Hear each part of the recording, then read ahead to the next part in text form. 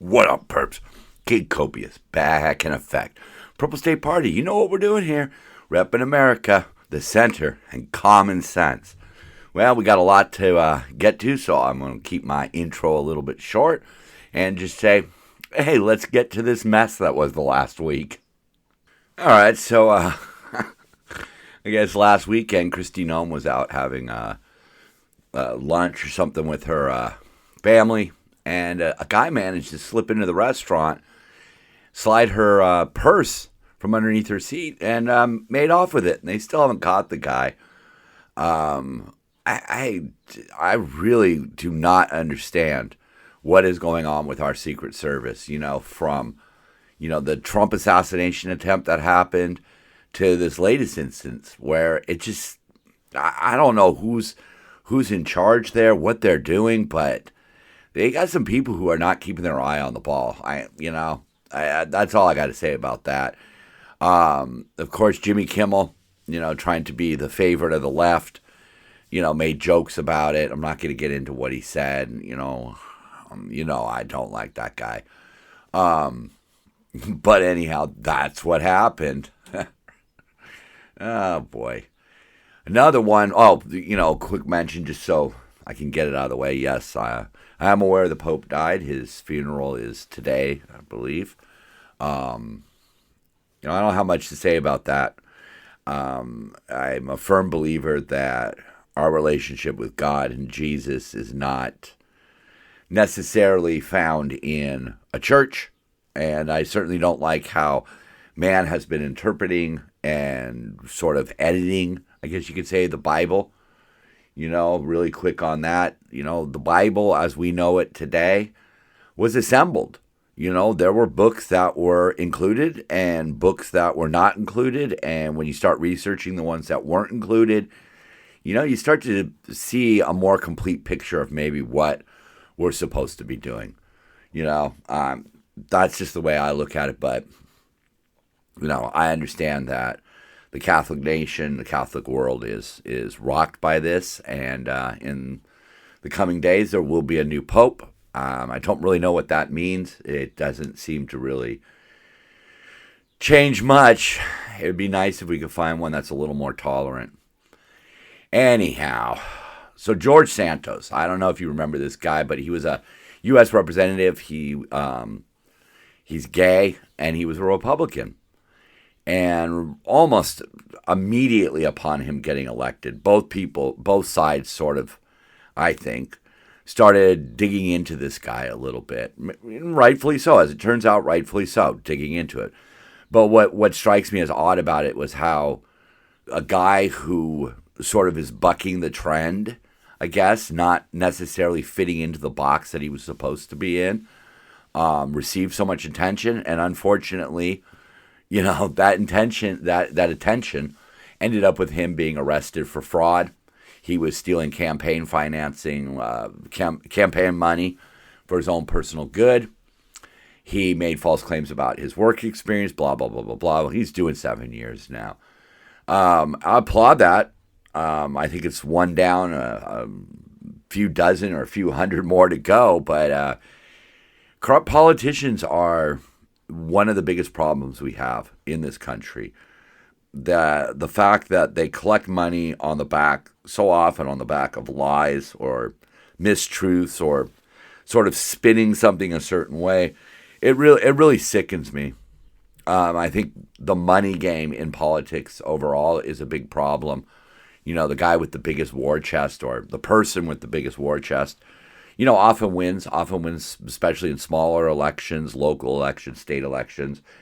And certainly on the federal level, a guy like myself, hey, I would love to run for president, but where do you get the funds for that? You have to be, rich. You have to be connected. So anyhow, I'm glad to see that he got what he deserved, because whether or not he made obviously as somebody who is a little more conservative, I guess, I was happy to see that the Conservative Party was, at least open to having, a gay candidate. That was a positive thing. it kind of sucks the way it all turned out. But, you know, that's what you get when you're an arrogant fraudster. So what do we got next here? Oh, yeah. Gavin Newsom. A lot of articles coming out here about how Gavin Newsom is having a gasoline awakening. You know, the Democrats have controlled California for quite some time. Schwarzenegger was a Republican, but he was completely kneecapped by the Democrats. And, you know, for decades now, they have been going after the oil industry. And in recent times, several refineries have shut down. And that affects the gas prices across the board. And one of the common themes that I'm starting to see right now is reality has set in, and cuts are having to be made, and concessions are having to be made by the Democrats because their plan has failed. But I think Gavin's kind of banking on the fact that if gas prices spike, Trump might take some of the blame. You know, that's the way the media can certainly paint it. The media can certainly try to say that tariffs have something to do with the rising gas prices in some of the southwestern states, you know, because a lot of the gasoline that we refine here doesn't necessarily go a lot of places, but it does go to other states. I believe Nevada and Arizona being two of them. But the reality is that we're not ready to move on from oil and gas. You know, as beautiful as that might sound, we're just not at that point. And while I was collecting this, I came across something from The Guardian. I'm surprised I was not aware of this, but California economy surpasses Japan as it becomes the fourth largest in the world. So now people in California can brag about being in the fourth largest economy. The only thing that beats us is the United States, China, and Germany. But, you know, the way I see it is if we are the fourth largest economy, why do we have the problems that we have? Why is it that California makes up something like 12% of the U.S. population, but we got damn near half of the homeless people here? Well, it's through incentives. This is the week of I, and I stands for incentive in this case. We have incentivized homelessness. We have and the worst part is not only incentivized homelessness, but we have incentivized the people who are out on the streets just doing dirt, doing drugs, acting crazy, doing whatever they want. And that's the big problem we have. You know, I just went the other day and got myself a Sonic burger, right? And right there at the drive-thru, there's a fucking crazy homeless dude who wakes up from his whatever, passing out from doing whatever drugs he was doing. And then he's just up kind of milling around the cars as they pull into the drive-thru. And then, you know, that really can hurt a business. You know, there's a 7-Eleven on my way to work, you know, that I pass by pretty much, you know, sometimes all 5 days of the week. And I won't even stop there anymore because the homeless that sit out front are aggressive. They have been arrested for assaulting customers. They have been released and they return right to that spot. And nobody does anything about it. So if we've got this great economy, and we've got all this money to tackle these problems, why aren't the problems being solved? Well, that's going to get to another ideology. You know, here in California, we treat the homeless problem and, you know, the energy problem with a lot of idealistic ideas, right? There's some double I's for you right there. We don't go after real solutions. We treat homelessness as though it's a social issue. It's a law enforcement issue. People are breaking the law. They're doing drugs in public. They're verbally and physically assaulting people. They're committing, you know, those petty little crimes that just make life harder for especially the working class people. You know, people who can't afford to just replace a phone, you know, at a moment's notice. You know, I don't know. We'll get more into that in a bit here. All right, so Karen Bass proposes laying off about 1,600 city workers. A quarter of them are civilians at LAPD. And this is why I think that the Democrats right now are not afraid to do unpopular things like, you know, firing people, cutting budgets, things like that. They're railing against DOGE, but at the same time, their cities are being forced to make budget cuts. And I don't think they really care because at the end of the day, The 1,600 people that are going to get laid off in Los Angeles are going to go into the unemployment numbers and will make Trump look bad. But how did we get here? When you look at some of the budget cuts that they're making, they're getting rid of, like, for example, 111 people from animal services, right? They're not hiring a person in cannabis regulation. Okay, that's great. They're getting rid of almost 200 people in city planning, right? But then some of their other favorite things are seeing like a lot less cuts. What are we doing with a civil human rights and equity department, a cultural affairs department? The hell is all that? And those are seeing some small cuts, but not quite as big. I mean, general services is showing 222 cuts, but only 11 cuts in the civil human rights and equity. Cultural affairs is losing 24 people for a combined salary of $1.3 million. I'm not really sure why we even have that big of a department. I mean, you're cutting 24 people out of cultural affairs. I just don't really get that. Why was that even there to begin with? I don't know. I struggle with that. Here's another one I'm struggling with. I'm trying to get the full picture on it, but it's a really good, really shows how the media acts. We're talking about Daniel Penny here. Unarmed, restrains man threatening people's lives. Media frames Penny as a killer. Then you look at Carmelo Anthony, who stabbed a student at a high school track meet. He brings a knife to a track meet. He murders the student who asked him to move. Media frames it as self-defense. People have donated somewhere near $1 million to this guy's GoFundMe. It's not GoFundMe. It's the Christian one. I don't know what it is. But people are defending this guy as though it was bullying. And what it was during a rainstorm, he went into the other school's tent where he didn't even belong. There are reports out that he was actually suspended from his school, and that's why he didn't go to his school's tent. When he was asked to leave, he basically said, fuck around and find out. And one of the students, Austin Metcalf, was trying to remove him. Maybe not the smartest thing to do, but he was just being removed from a tent.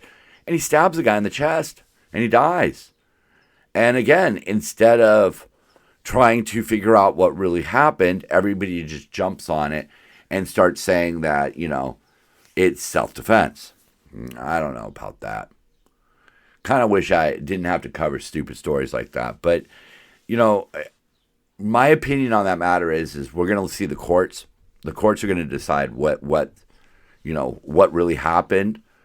But it's the way the media can explain a story and turn the suspect into the victim simply by leaving out leaving out bits of the truth or inserting sort of an opinion into the article. By all accounts, the kid Carmelo was pushed, but being pushed is not something that you can defend yourself against with a knife. That doesn't make any sense. But we're not going to wait and see. We're going to try this in the court of public opinion, and people are going to give this kid's family he's going to get money. I don't know. It's just a sad story all the way around. It really is. And again, I only bring it up because it sort of shows how the media, social media, the comment sections, they're just full of shit all the time. I don't know. I need something to make me feel better. Well, here's one from Babylon B, talking about the NFL draft that's been going on for the last couple of days. Player drafted by Cleveland Browns decides to just retire instead. Oh, that's funny. That's funny. I needed that. Here you go, AOC and Elizabeth Warren with Babylon B. Democrats begin chugging artificial food dyes to protest RFK. That really is what is happening with I think, primarily the left, where they have just gotten to this unhinged state where they will support the worst of the worst if it goes against Trump or anybody associated with Trump. I mean, they're carving swastikas into Teslas. They're burning Tesla dealerships. I mean, they're supporting illegal immigrants who are in this country illegally and are being deported, and they want to fight against the deportation because they see that the writing's on the wall. I mean, we know what Biden's 4-year plan was. He just let everybody across the border. As soon as Trump gets into office, those numbers have dwindled until the point where it's not even worth reporting on anymore. We're always going to have people trying to cross our border. That's unavoidable. Either the north border or the south border. People are going to try to get into this country. Most of them with good intentions. Intentions, that's another I word, and we'll get to that one too. But this really just sums it up right there. That's funny. Babylon Bee. They got a crowd of protesters here, and it says, people who bypass legal process in migrating to USA demand legal process before being kicked out. And isn't that the shit? That these people come over here in violation of our law, and then when we try to remove them, Democrats, ACLU, all of these bleeding heart liberals come out of the woodworks to defend them, and they expect due process. You can't make this kind of stuff up, and that's what's being done. I know that, I mean, like we talk about that one guy who was sent to El Salvador, and maybe he wasn't an active gang member. I personally believe he was a gang member very young in life, maybe even at the age of 12. I don't know, but evidence sort of seems to lead us that way. But out of those 250 guys that were sent to El Salvador, you found one or two? Well, that's just the way of the world, folks. I've said it before. If you're going to vet people into the country, vet people on their way out of the country. I mean, I think that's fair. I don't think that's too much to ask for. But at the same time, these people came here illegally. And we afford them the rights. Do you see how that can be taken advantage of? It's just like the homeless people.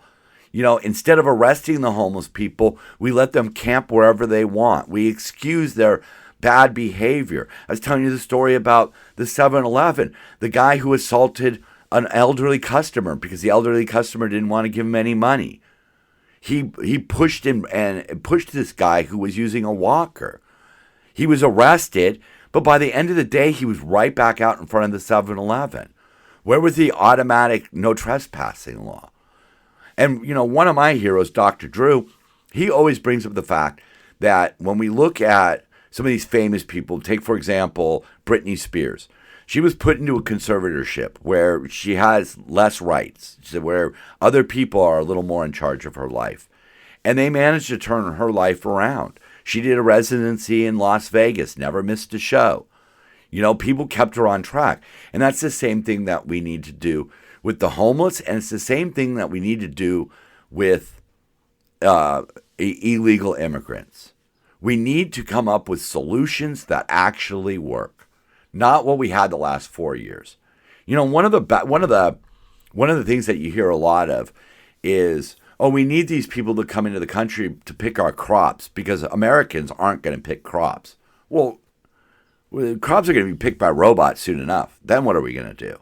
Then what will be the excuse to just let people come across the border?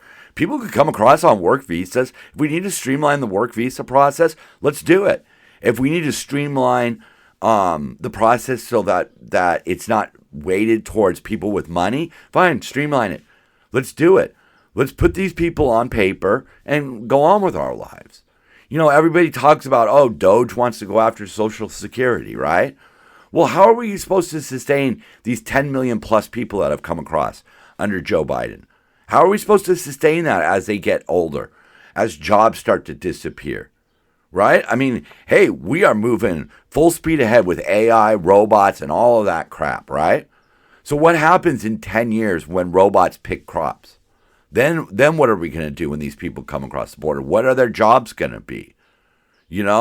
A lot of places that I deal with in my job are bonded warehouses. That's big here in California, logistics, moving product from overseas to the rest of the country. But people can't work in there if they can't be vetted because there's certain custom rules that are involved. We can't open up a pipeline for drug smuggling. We have to make sure that the people that are working there are not affiliated with criminal elements. We saw that where some trains were hit, I believe, in Arizona. And what it looks like is that one of the people who was in charge or, oversaw the loading of these freight trains was giving information to gangs who then went out and hit specific cars. They knew. They didn't hit these trains at random. It was an inside job. So what are we supposed to do? How do we sustain all of these people who came over here? And I'm not saying every single one of them is going to need to be sustained. Some of them come over here and they're going to have the financial wherewithal to take care of themselves. But a majority of them aren't. Right? And then, we're talking about the last 4 years of just letting people in. Well, look at this guy. This guy, what was his name? Harpreet, right? Harpreet Singh. He was a terrorist in India who led grenade attacks on police stations. He came into this country and was arrested by immigration. He was put into the system and then released. And then he disappeared for a while. Well, now they've caught him. But this is a guy who was one of the number one criminals in India. Shouldn't we have known about that when they picked him up initially? No, because the ideology behind the open borders was just let him in. Just let him in. We'll figure it out later. Which really means just let him in. And that's what we did. We had this terrorist just living here, even though we had arrested him as he came across the border. And it brings me to one of the I's now. Ideology. Ideology versus reality. And it cuts both ways, and I want to make sure I cut it both ways. For example, you look at the ideology behind outlawing abortion versus the reality. No matter how you feel about the act of abortion, I think if you think about it, you will see that there are certainly times where it is a necessity, where it is cruel to make the woman deliver that baby. I don't want to get into all that, but their ideology, their religious fervent over it, clouds them from seeing the actual details. Look at the border. Look at the border, the way Joe Biden or his handlers just kicked open the border to let anybody and everybody in, right? Just rack up crime, make things more uncomfortable. Eventually everybody says tear it down, and then they'll tear it down and replace it with a brand new shiny system, which will probably be some form of socialism. Look what they do with climate change. Climate change is one of the biggest monetized load of BS out there. Look at the data. Their data is based on models. Look at things that are not based on models, which are the actual results. For example, they always say climate change is making for more droughts, but the last 50 years have been some of the wettest, right? Look at them talking about rising sea levels. At one point, they said most of the European coasts would be underwater by 2020. Well, you know why it's not happening? Because their models said, Amsterdam's going to be flooded. But the reality is that the ocean is going to raise about 1 foot every 100 years. We can deal with that. We don't have to bankrupt ourselves. We don't have to take money that is needed in one area and divert it over to green energy. We don't need to try to make this sudden switch to electric vehicles. We don't need windmills. I'm fine with solar. Solar, there are some benefits to it that outweigh some of the negatives. But what about nuclear? What about hydroelectric? Here in California, their ideology is no nuclear, no hydroelectric. So we're going to try to do this all on solar? That doesn't seem to work. It really doesn't seem to work, and we're seeing it not working. And when it does work, it just makes it more expensive, but we're going to get a little more into that later. Their ideology over on the left is that no matter what happens, white men are trying to screw black men. That's, kind of how they frame everything. It's always that way. And one of the things they always bring up is that Donald Trump and Republicans are trying to suppress voters by requiring ID for voting. Well, everybody should have ID. That's just a general requirement of life, I would think. But the Democrats actually want people to be able to vote without identification. I mean, to me, that just signals that you want to do something corrupt. To me, that just signals that one of the reasons why you just let everybody across the border is you're hoping that those people will vote. How will they vote? You get a hold of the people who aren't actually alive, who don't actually live in that area, and you just have somebody go in and fill out their ballot. It's that simple. That's why there are concerns about the way we're doing our elections nowadays. But, going back to that, so they say that Trump is trying to suppress the black vote by requiring IDs. So the Democrats are there. The Democrats saying, we stand up for the disadvantaged neighborhoods. We stand up for the poor. But do their policies? No, they don't. They're soft on crime. That does not help the poor or disadvantaged neighborhoods. They want everybody to go green, something that would be very difficult for poor people or people who live in disadvantaged neighborhoods to do. I mean, what are they supposed to do? What are you supposed to do? Dedicate 4 hours of your life every couple of days to charging your electric vehicle at a Walmart charging station where there's 100 people in line? Because you can't do it at your house because you live in an apartment. What are you going to do? String extension cords? The homelessness. You go to the nice areas, you see homeless people. You go to the bad areas, you see a lot of homeless people. And their policies affect them. Their policies affect the poor and the disfranchised the most.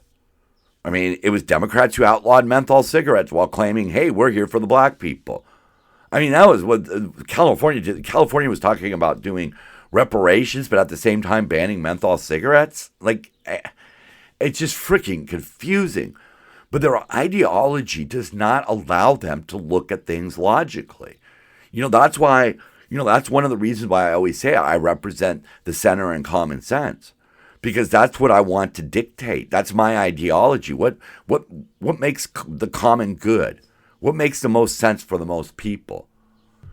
And this ideology, especially coming out of the left, really affects another word that starts with I, and that I is innovation.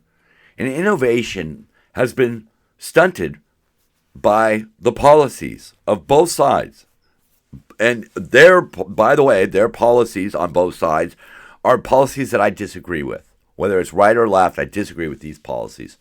But nuclear energy, what are we doing to progress that, to make it safer, to make it more efficient? Not a whole hell of a lot, because places like California are like, we can't have nuclear power plants. Our ideology does not support nuclear.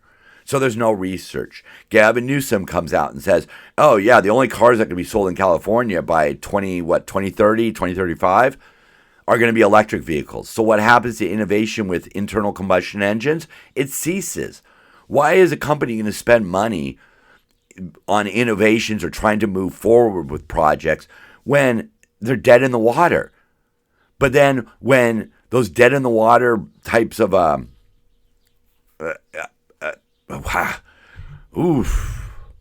went way off the track there.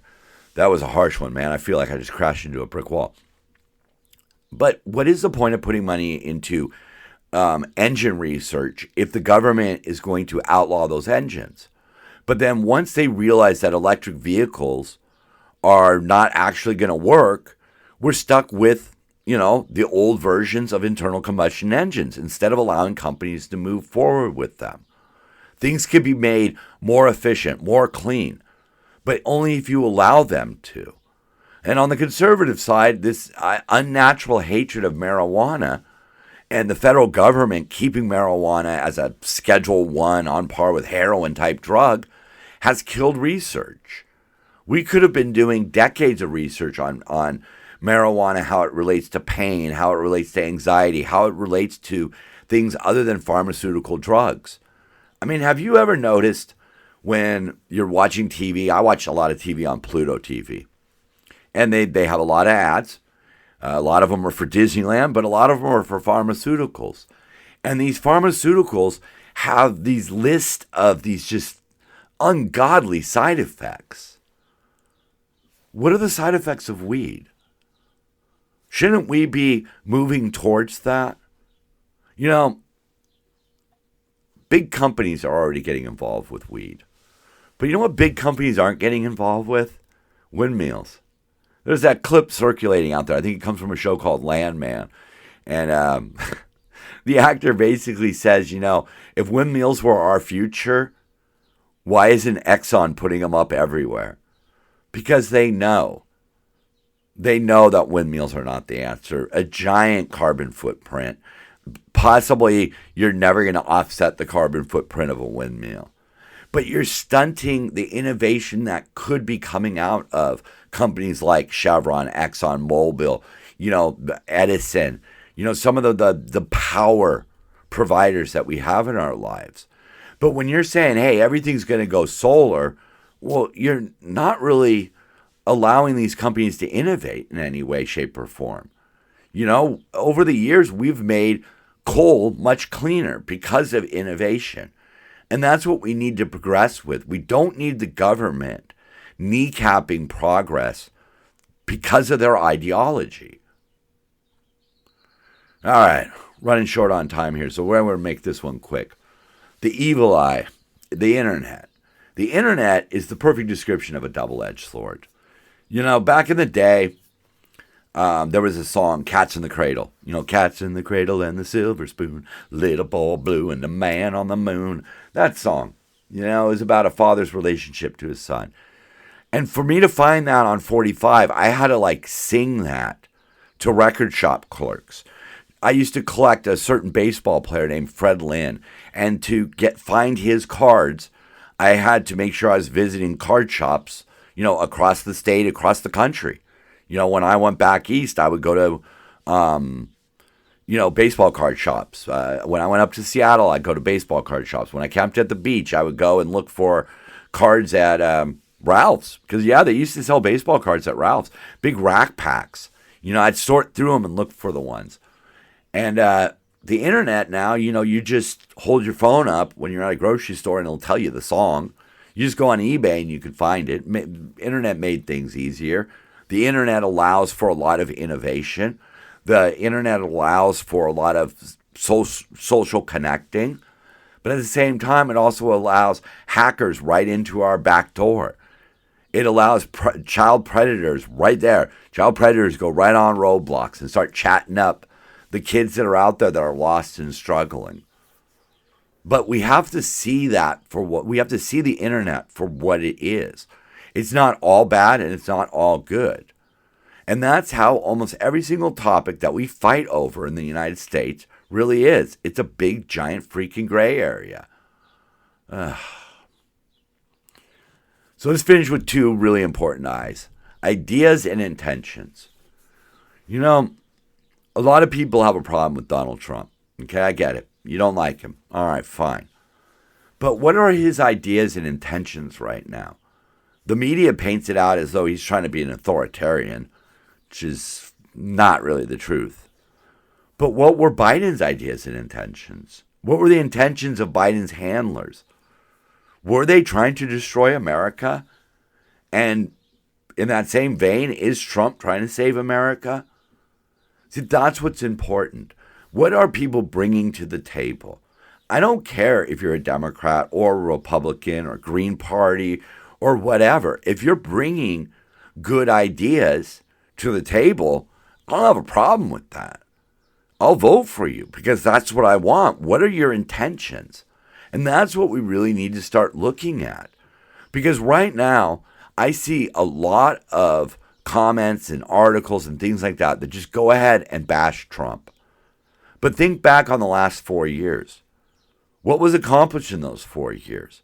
How much was undone? Why is it that the world went to war as soon as Biden got into office? Because of his ideas and in his intentions. Trump came in wanting to end a war. He still hasn't ended it, but Really, seriously, you really think the Russians are just going to pull out because Trump asks? No, they're not. They're not. And the Ukraine is making unreasonable demands too. Both sides are looking out only for their best interests, not the interests of their people, but some mythical, like what's best for our country. And that's all I'm asking for, is have good intentions, have good ideas. That's it. I mean, that's just simply it. Isn't that the standard that we should be applying to all of our politicians and to really people who are in our lives? What are their ideas? What are their intentions? I think that's a more important criteria than ideology. Because ideology, it won't get you anywhere. Ideas, innovation, intentions, that's the kind of stuff that if you get it right, you move forward. Ideology is never going to do that for you. It never is. Not the red, not the blue, not the left, not the right. The only ideology that works is being in the center and applying common sense. That's me. Thanks for listening. I'm Kid Copious. I'm Purple State Party, and so are you. Love one another. Keep on grinding. Keep your head up, and always remember to dance it out.